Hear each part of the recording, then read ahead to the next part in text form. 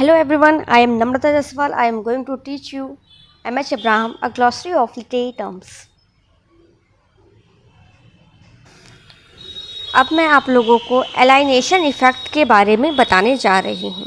एलाइनेशन means होता है अलगाव, अलग भाव, मतलब अलगाव की भावना का प्रभाव ना। Alienation effect in his epic theatre. Epic theatre क्या होता है? यह जो टर्म दिया है बर्टोल्ट बर्स्ट ने दिया है। जनरल ड्रामा जो थिएटर होते हैं वह ड्रामा परफॉर्म होते हैं। तो एपिक थिएटर क्या होता है? अ narrative type of theatre, that is epic theatre. Dramatic type of theatre is a drama theatre जहाँ ड्रामा होता है। एपिक थिएटर में नरेटिव यूज़ होते हैं और इसमें क्या होते हैं, ऑडियंस के अंदर प्रोवोक किए जाते क्रिटिकल थिंकिंग कि ऑडियंस अपना पर्सपेक्टिव क्रिएट करे, अपना रिएक्शन दे उस पर्टिकुलर ड्रामा को देखकर, और वहाँ पे पीटी एंड फियर जो है वो उसके अंदर एराउज्ड होने की बजाय क्रिटिकल थिंकिंग एराउज हो। इसका मतलब है एपिक थिएटर जो बर्टोल्ट बर्स्ट ने दिया था, उन्होंने अरिस्टोटल के कंसेप्ट को, ट्रेजेडी के कंसेप्ट को क्या किया था? निगलेक्ट किया था। Epic theatre of the 1920s and the latter German dramatist Bertolt Brecht ने दिया था। Adapted the Russian formalist concept. इन्होंने रसियन फॉर्मलिस्ट कंसेप्ट जो है डीफैमिलियराइजेशन को एक्सेप्ट किया था। डीफैमिलियराइजेशन जो कंसेप्ट है विक्टर साइक्लोवस्की ने अपनी book art as a technique में दिया था। फैमिलियर मतलब क्या होता है? परिचय। जो भी कुछ हम जाना सुना लग रहा है, जैसे कि एक लव है, लव के जो पोएम्स हैं ना, लव है, थीम लव है, हम जान रहे हैं प्रेम है, लेकिन उसके ऊपर जो सॉन्ग बनते हैं वो इस तरह से बनते हैं कि वो हमें क्या लगता है? डीप फैमिलियर लगते हैं, वह न्यू लगते हैं। तो ये न्यूनेस की भावना हमारे अंदर जो जनरेट हो रही है वो किस लिए हो रही है? वही थीम है, वही लव स्टोरी है, लेकिन उसमें क्या है? डीप फैमिलियराइजेशन क्रिएट किया गया है।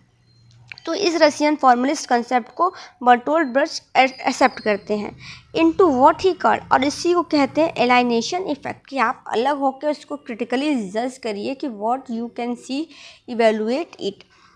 वर फेम डंगस्टेट the German term is also translated as estrangement effect. German term जो है स्ट्रेंजमेंट इफेक्ट भी कहा जाता है या डिस्टेंसिंग इफेक्ट भी इसको कहा गया है जर्मन में, एलाइनेशन इफेक्ट को। The last is closed to Brecht notion. Distance effect जो है ये बर्स्ट के नोशन से अटैच है, इन दैट इट अवॉइड करता है क्या? Negative कैनोटेशन of जेडेडनेस। जेडेडनेस मतलब निरस्ता का निगेटिव जो संकेत है उसको क्या करते? अवॉइड करते। Incapacity to feel and social apathy that the word alienation has acquired in English। देखिए,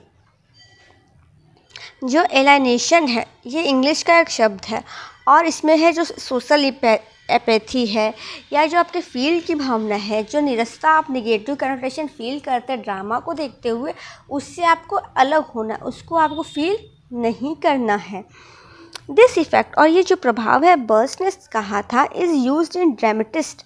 यह यूज़ किसके द्वारा होना चाहिए? By the dramatist to make familiar aspect of the present social reality seem strange.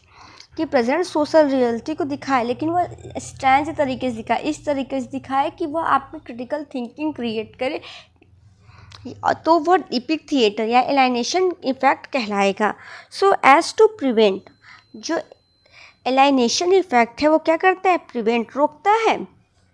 क्या रोकता है? द इमोशनल आइडेंटिफिकेशन और involvement of the audience with the characters and their action in the play. कि जो एक्शन हो रहा है play में उसके साथ आप इमोशनल फ्लो में नहीं बहना है आपको, उससे अपनी आइडेंटिफिकेशन नहीं कर। जैसे कि हीरोइन को देख के जितने भी फीमेल्स हैं वह देख के अपने आप को हीरोइन के प्लेस पे मानने लगती हैं, हीरो के प्लेस को जितने मेल हैं वो अपने आप को विजुअलाइज करती है एज ए हीरो। तो आपको उससे इन्वॉल्व नहीं होना है, बल्कि उसका क्या करना है? उससे अलग होके आपको क्रिटिकल थिंकिंग जनरेट करनी है। तो यह एलाइनेशन इफेक्ट होगा।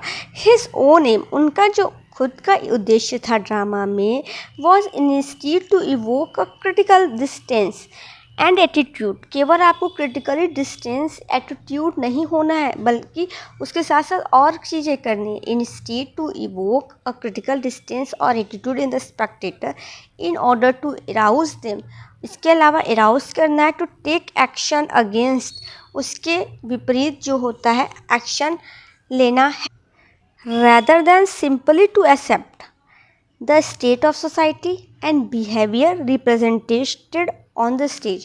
जो भी स्टेट पर व्यवहारिक रूप से रिप्रेजेंट हो रहा है या स्टेट सोसाइटी की जो स्थिति को दिखाया जा रहा है, सिंपली आपको उसको एक्सेप्ट नहीं करना है बल्कि क्रिटिकल थिंकिंग क्रिएट करना है, अपना खुद का पर्सपेक्टिव क्रिएट करना है, अपना रिएक्शन देना है, तो वो एलाइनेशन इफेक्ट होगा और ये एपिक थिएटर के अंतर्गत आता है। Thank you for watching my channel.